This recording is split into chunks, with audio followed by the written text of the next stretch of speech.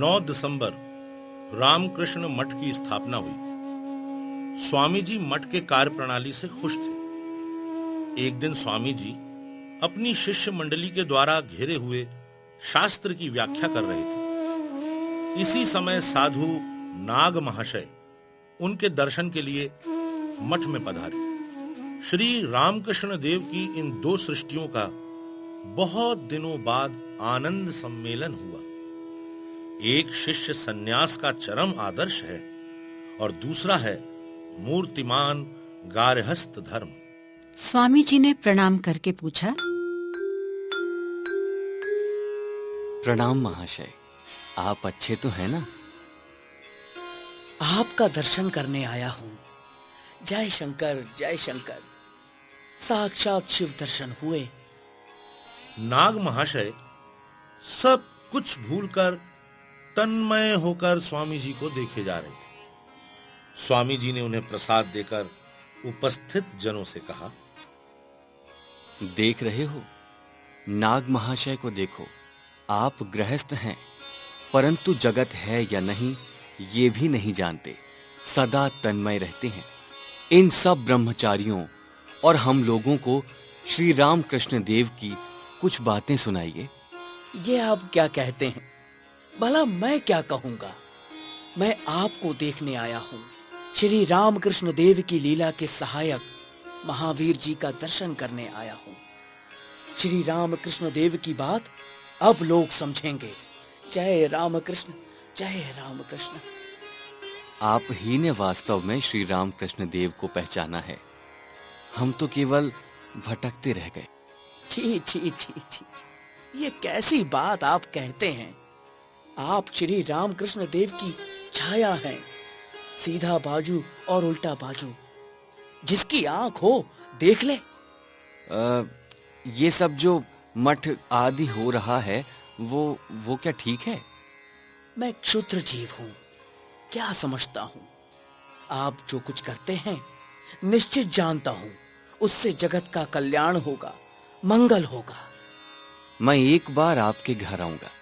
हाँ, क्या ऐसा दिन आएगा? मेरा घर काशी बन जाएगा। क्या ऐसा मेरा भाग्य होगा? मेरी तो इच्छा है, पर जब मान ले जाए तब तो हो। आपको कौन समझेगा? दिव्य दृष्टि खोले बिना आपको पहचानने का उपाय नहीं है। एकमात्र श्री रामकृष्ण देव ने ही आपको पहचाना था। शेष सभी लोग केवल उनकी बात पर विश्वास करते हैं। आपको कोई समझ ना सका। हाँ, मेरी इस समय एकमात्र इच्छा है देश को जगा दूं। मानो महावीर अपनी शक्ति पर विश्वास खोकर सो रही हैं, चूं तक नहीं करते। सनातन धर्म के भाव को देशवासियों में किसी प्रकार यदि भर सकूं तो समझूंगा कि श्री रामकृष्ण देव और हम लोगों का आना सार्थक हुआ। केवल यही इच्छा है। मुक्ति फुक्ति सब तुच्छ लगती हैं। आप आशीर्वाद दीजिए, हमें सफलता प्राप्त हो। श्री रामकृष्ण देव का आशीर्वाद है। आपकी इच्छा की गति को कोई पलट सके, ऐसा कोई देखने में तो नहीं आता। आप जो चाहेंगे वही होगा। कहां, कुछ भी तो नहीं होता। उनकी इच्छा के बिना कुछ भी नहीं होता। उनकी इच्छा और आपकी इच्छा एक हो गई है। आपकी जो इच्छा वही श्री रामकृष्ण देव की इच्छा है। जय रामकृष्ण, जय रामकृष्ण, जय राम। नाग महाशय, क्या कर रहा हूं क्या नहीं कर रहा हूं कुछ समझ नहीं आता। एक एक समय एक एक बात की ओर प्रबल झुकाव आ जाता है। उसी के अनुसार काम किए जा रहा हूं। इससे भला हो रहा है या बुरा कुछ समझ नहीं आ सकता। श्री रामकृष्ण देव ने जो कहा था कि आप संदूक में बंद हैं, इसीलिए समझ नहीं पा रहे हैं। समझने के साथ ही लीला समाप्त हो जाएगी। हाँ, लीला समाप्त हो जाएगी। नाग महाशय के साथ स्वामी जी की तुलना करते हुए नट सम्राट गिरीश बाबू ने कहा था, महामाया दो व्यक्तियों से हार मान गई है। स्वामी जी को महामाया जितना ही बांधने जाती है, स्वामी जी उतने ही बड़े बन जाते हैं। माया की रस्सी उन्हें बांध नहीं पाती और नाग महाशय इतने छोटे बन जाते हैं कि रस्सी की गांठ के भीतर से फिसल जाते हैं।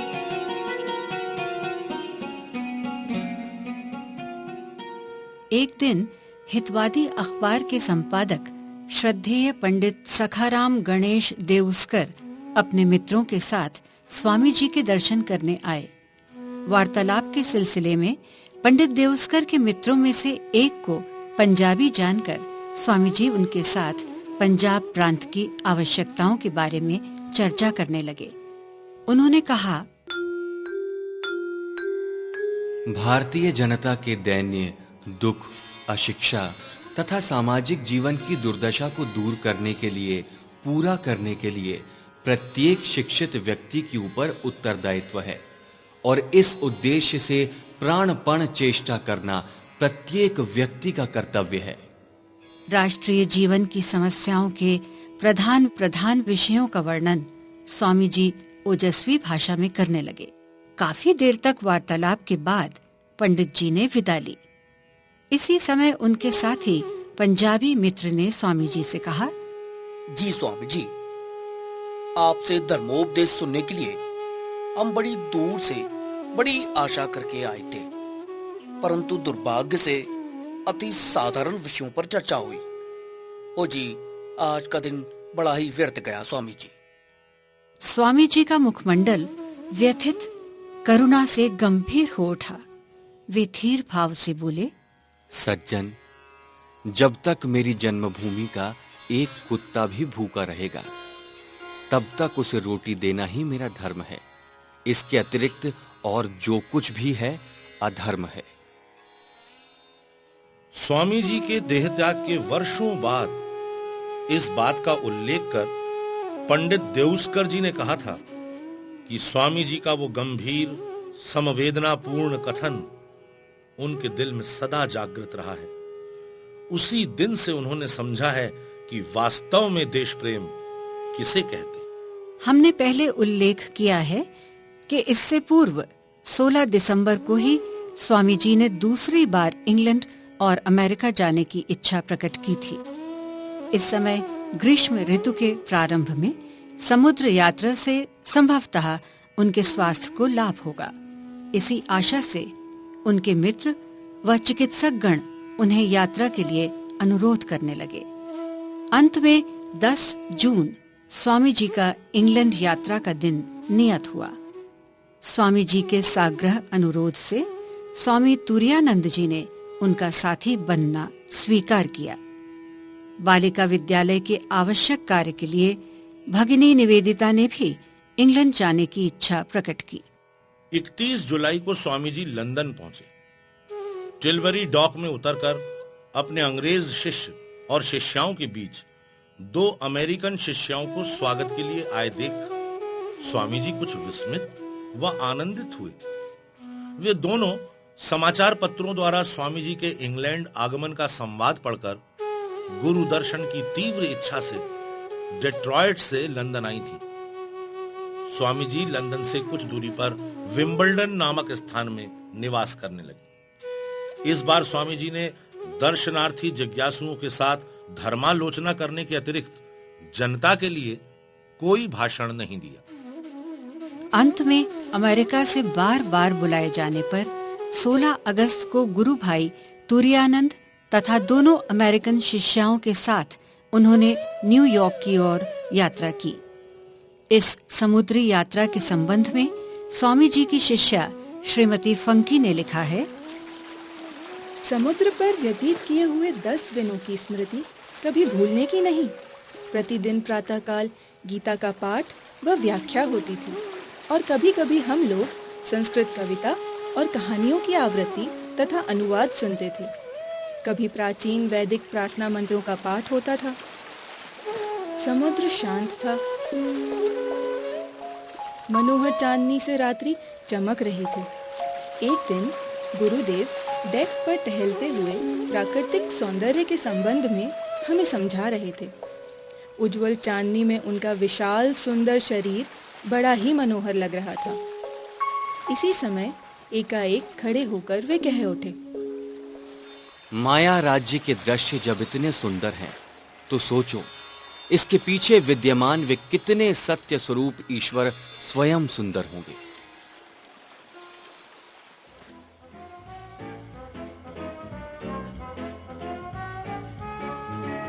न्यूयॉर्क पहुंचकर आचार्य देव को श्रीमान और श्रीमती लिगेट ने बड़े आदर पूर्वक अपना अतिथि बनाया। उनके साथ थोड़े दिन रहकर उनके अनुरोध से फिर उसी दिन तीसरे प्रहर गुरु भाई तुरानंद के साथ न्यूयॉर्क से 150 मील दूर स्थित उनके गांव के मकान रिजले मैनर में रहने के लिए वे चल दिए। स्वामी जी का बिगड़ा हुआ स्वास्थ्य देखकर सहृदय लिगेट दंपत्ति ने एकदम उन्हें प्रचार का कार्य प्रारंभ करने नहीं दिया। इस भय से कि उनका बिगड़ा स्वास्थ्य अधिक परिश्रम से कहीं और न बिगड़ जाए, उन्होंने स्वामी जी की चिकित्सा की व्यवस्था कर दी। 1 माह के बाद निवेदिता इंग्लैंड से वहां आ गईं। इधर स्वामी अभेदानंद जी प्रचार कार्य के लिए किसी दूसरे स्थान पर थे, इसलिए न्यूयॉर्क में स्वामी जी से उनका साक्षात्कार नहीं हो सका। कुछ दिन बाद वे भी वहां पर आए। स्वामी जी उनसे वेदांत प्रचार कार्य की सफलता का समाचार पाकर तथा यह जानकर कि न्यूयॉर्क में वेदांत समिति के लिए एक स्थायी भवन की व्यवस्था हो रही है, बहुत ही आनंदित हुए और गुरु भाइयों की निस्वार्थ चेष्टा के लिए उन्हें धन्यवाद देने लगे। अभेदानंद जी एक दिन बाद ही वेदांत समिति संबंधी कार्य के लिए न्यूयॉर्क लौट गए। अनेक शिक्षित नर नारी जो स्वामी विवेकानंद की पुस्तकें तथा भाषण आदि पढ़कर उनके प्रति श्रद्धा रखते थे, इस समय उनके अमेरिका में आने का समाचार पाकर उनके दर्शन की इच्छा से न्यूयॉर्क आने लगे। स्वामी जी भी बिना किसी भेदभाव के सभी व्यक्तियों को आदर के साथ स्वागत करते हुए उनकी धर्म संबंधी समस्याओं को दूर कर दिया करते थे। पुराने मित्र, शिष्य और शिष्याओं के आग्रह पूर्वक निमंत्रण पर वे न्यूयॉर्क के आसपास बॉस्टन, ब्रुकलिन आदि कई स्थानों में गए। इस प्रकार अंतरंग भक्त और मित्र मंडली के साथ 2 सप्ताह सानंद बिताकर स्वामी जी ने कैलिफोर्निया की ओर यात्रा की। कैलिफोर्निया के रास्ते में स्वामी जी को बाध्य होकर शिकागो में उतरना पड़ा।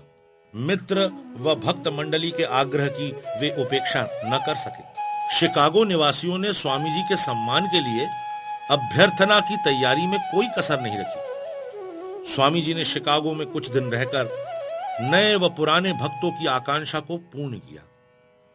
अंत में उनसे विदा लेकर दिसंबर के प्रथम सप्ताह में वे कैलिफोर्निया आ पहुंचे।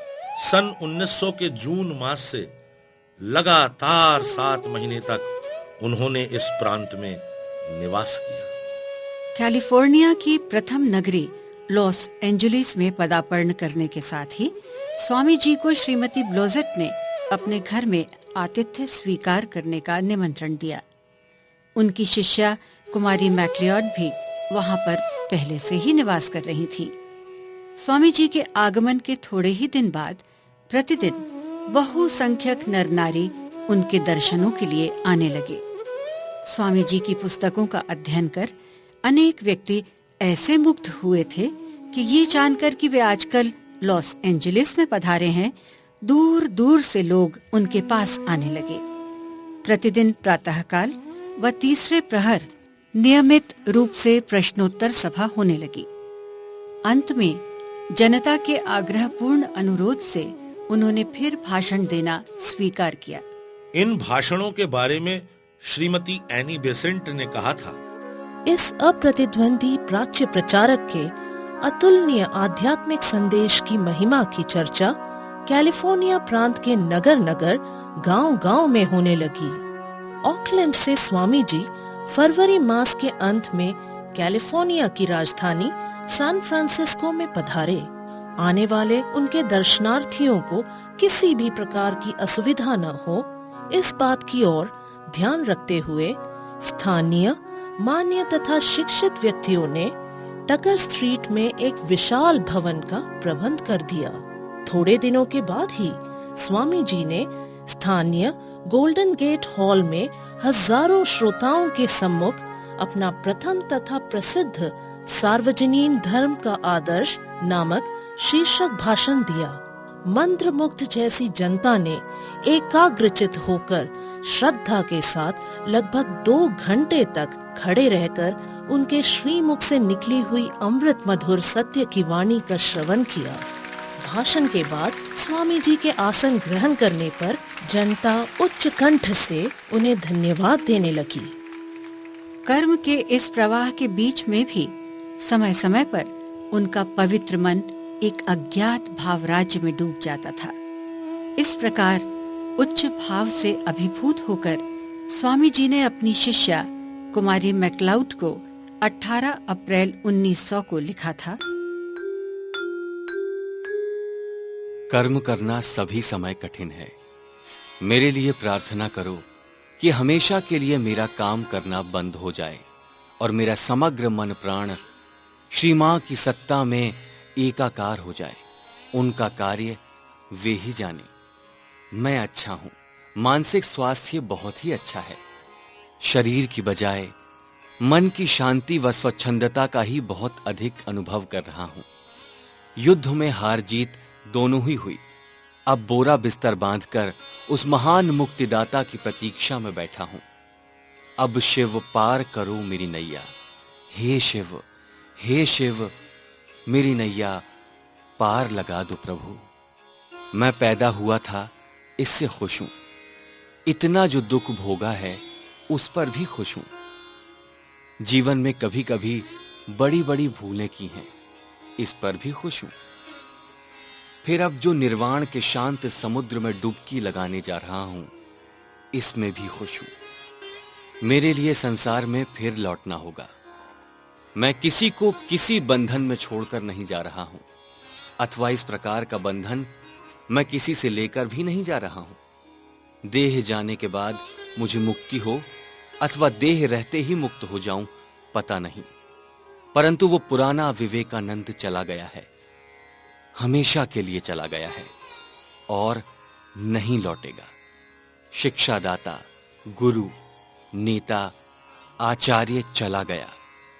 पड़ा हुआ है केवल पहले वाला वही बालक, प्रभु का वही चिर शिष्य, चिर पदाश्रित दास। स्वामी जी के कैलिफोर्निया छोड़ने के कुछ दिन पूर्व कुमारी मिन्नी सी बुक नामक उनकी एक भक्तिमती शिष्या ने एक स्थायी मठ की स्थापना के उद्देश्य से 160 एकड़ के लगभग एक बड़े भूमिखंड का दान दिया। स्वामी जी ने आनंद के साथ इस दान को ग्रहण किया। बाद में स्वामी तुरीय आनंद ने जाकर वहां पर एक आश्रम की स्थापना की। यद्यपि स्वामी जी के जीवन काल में ही उस स्थान पर शांति आश्रम की स्थापना हुई थी, किंतु वे आगे उसे पूरा होते देख न सके। मई मास के अंत में स्वामी जी को लंदन से लिगेट दंपत्ति का पत्र प्राप्त हुआ कि वे जुलाई मास में पेरिस जाएंगे और उन्होंने प्रार्थना की कि स्वामी जी भी वहां पहुंच जाएं। इधर पेरिस प्रदर्शनी की धर्म इतिहास सभा के विदेशी प्रतिनिधियों के लिए गठित स्वागत समिति की ओर से स्वामी जी को इस सभा में भाषण देने के लिए निमंत्रण प्राप्त हुआ।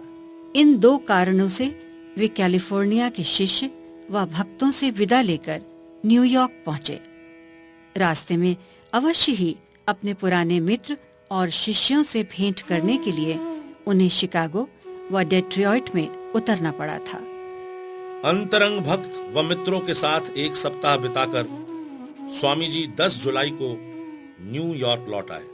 अंत में कुछ दिन विश्राम करके 20 जुलाई को उन्होंने पेरिस की यात्रा की।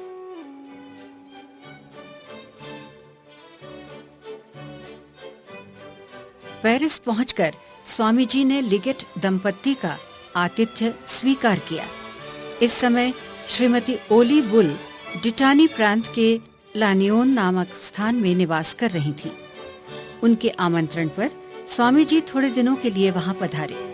श्रीमती बुल के निवास स्थान पर फ्रांस के प्रसिद्ध दार्शनिक व लेखक मां जूल बोआ के साथ स्वामी जी का परिचय हुआ।